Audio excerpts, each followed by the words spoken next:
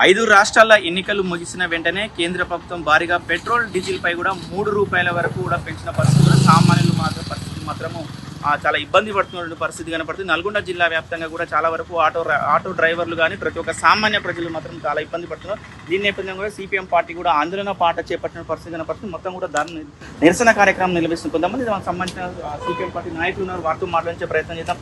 ఏంటంటే మొత్తం కూడా కేంద్ర ప్రభుత్వం ₹3 పెట్రోల్ డీజిల్ మీద ₹3 పెంచుకుంటూ పోయింది. ఎట్లా ఉండబోతుంది రాను రోజు?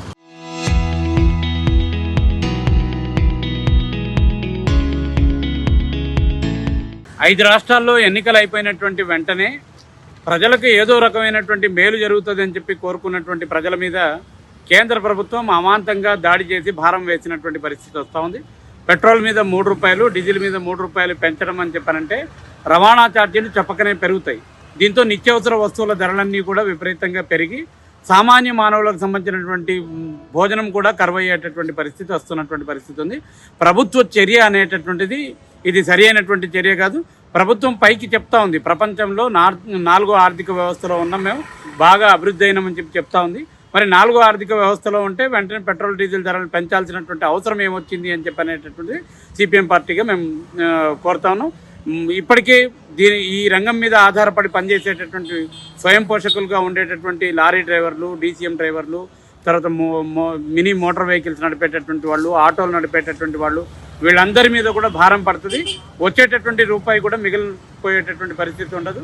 దాంతో అనేక రకాల ఇబ్బందులు పడేటటువంటి పరిస్థితి వస్తుంది.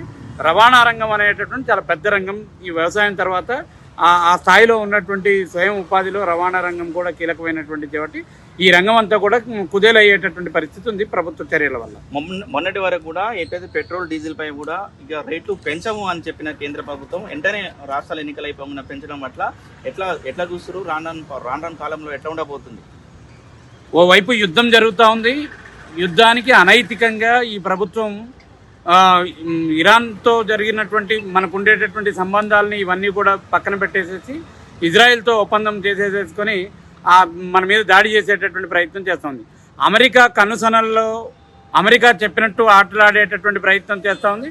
ఎక్కడైతే క్రూడ్ ఆయిల్ ధరలు తక్కువగా ఉన్నాయో రష్యా తక్కువకి ఇస్తా అని చెప్పారంటుంది, ఇతర దేశాలు తక్కువకి ఇస్తా అంటున్నాయి. కానీ అమెరికా ఆంక్షల పుణ్యమా అని చెప్పి అమెరికా ఎక్కడి నుంచి దిగుమతి చేసుకోమని చెప్పారంటే అక్కడి నుంచే దిగుమతి చేసుకునేటటువంటి పరిస్థితి వస్తే ఇక రాబోయే కాలంలో అన్నీ కూడా ఇప్పుడు ఆయన మొన్న హైదరాబాద్కి వచ్చిన సందర్భంలో చెప్పాడు కదా, నీతి సూత్రాలన్నీ పొదుపు సూత్రాలన్నీ చెప్పాడు. ఎవరి ఇళ్లలో పెళ్ళైనా బంగారం కొనొద్దు, ఫంక్షన్ తగ్గించేసేసుకోవాలి, భోజనం తగ్గించేసేసుకోవాలి, ఒక్క పూటే భోజనం చేయాలి, ఇంకోట్లే చేయొద్దు, ఇట్లాంటి కారణాలన్నీ కూడా చెప్పేటటువంటి పనంతా కూడా చేసిండు. ఇది ప్రజల మీద భారం వేసేటటువంటి పొదుపు సూత్రాలే తప్ప ప్రజలకు మేలు చేసేటటువంటి సూత్రాలు కావు.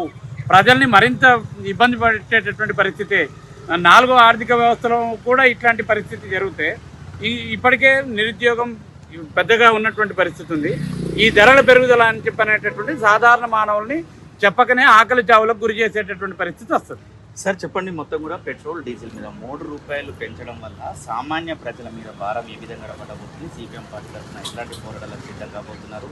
ఎట్లానే వారికి ఇప్పుడు మనం అనేది ఏంటంటే దేశం అభివృద్ధి చెందిందని ఒకవైపు అంటున్నారు, మరోవైపు 80 కోట్ల మందికి ప్రజా పంపిణీ వ్యవస్థ ద్వారా బియ్యం పంపిస్తున్నారు. ఇట్లా పాలకులే, అధికారంలో ఉన్న వాళ్ళే కాంట్రవర్సీ రిపోర్ట్స్ ఇస్తున్నారు.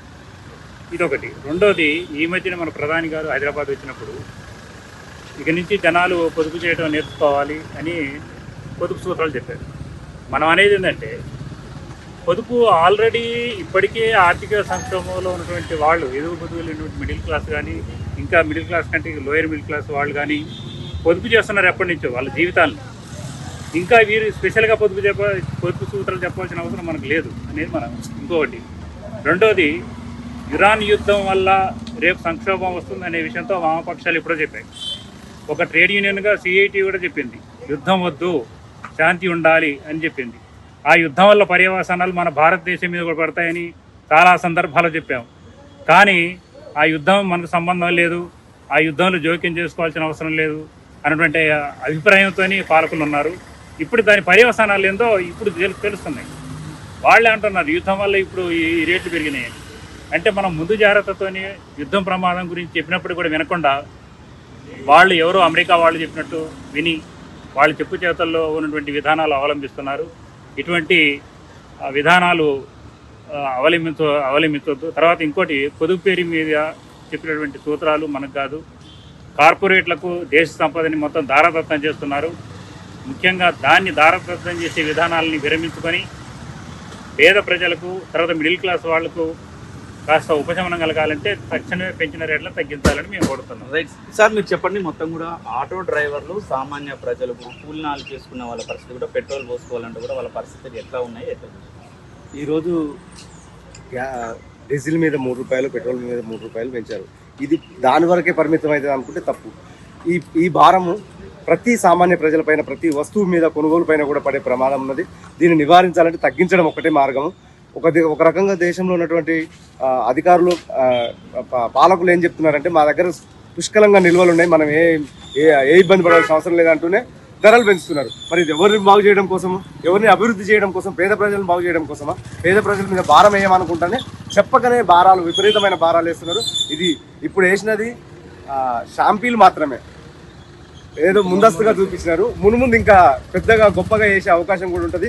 గ్యాసు 2000 గ్యాస్ బండ్ 2000 చేసి పెట్రోల్ 200 చేసినా కూడా ఆశ్చర్యపోవాల్సిన అవసరం లేదు. ఇట్లా పెంచకుండా ఉండాలంటే ప్రభుత్వాలు ప్రజల గురించి ఆలోచించి యుద్ధాన్ని రద్దు చేసే దిశగా ప్రభుత్వం, మన భారతదేశ మోడీ కూడా చర్యలు తీసుకోవాల్సిన అవసరం ఉందని చెప్పేసి కోరుతాం. రైట్, మొత్తం కూడా చూస్తాం చాలా వరకు కూడా వ్యతిరేకత వస్తుంది. మొత్తం కూడా ఏదైతే 5 రాష్ట్రాల ఎన్నికల తర్వాత వెంటనే 3 రూపాయలు డీజిల్, పెట్రోల్ మీద పెంచడం కూడా చాలా ఇబ్బంది పడుతుంది. ఇది ముఖ్యంగా కూడా ఆటో డ్రైవర్లు, సామాన్య ప్రజలకు మాత్రం ఇది తీరనిగానే ఉంటుందని కూడా వీరు చెప్తున్న పరిస్థితి ఉంది. ఇలాంటివి వెంటనే ఇప్పటికైనా కేంద్ర ప్రభుత్వం మరొకసారి పునరాలోచన చేసి పెంచిన ధరలను వెంటనే తగ్గించాలని కూడా వీరు డిమాండ్ చేస్తున్నారు. ఒకవేళ ధరలను తగ్గించకపోతే సిపిఎం పార్టీ ఆధ్వర్యంలో పెద్ద ఎత్తున ఉద్యమాలకు కూడా సిద్ధమవుతామని కూడా సిపిఎం పార్టీ నాయకులు చెప్తున్న పరిస్థితి కనబడుతుంది. వీడియో జర్నలిస్ట్ కృష్ణతో అచ్యుత్, RTV, నల్గొండ.